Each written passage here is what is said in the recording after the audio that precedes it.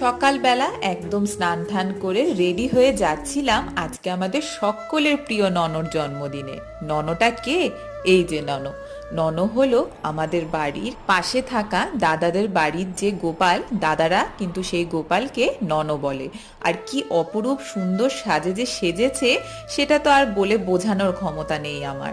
এত সুন্দর যেটা আমি তোমাদের সাথে শেয়ার না করে পারলাম না। এবং দাদাদের বাড়িটাও খুবই সুন্দর করে গোছগাছ করা।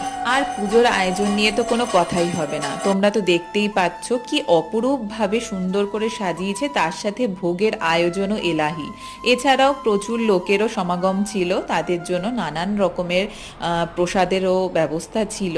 সবটাই ওরা নিজেরা হাতেই করেছে। এখন সবাইকে খেতে দিচ্ছে আর আমরাও চলে এসেছি ভোগ খেতে। ভোগ খেতে আমার ভীষণ ভালো লাগে। তো তোমাদের সাথে ভাবলাম ভিডিওটা শেয়ার করি। জানিও কেমন লাগলো আমাদের ননকে। বাই।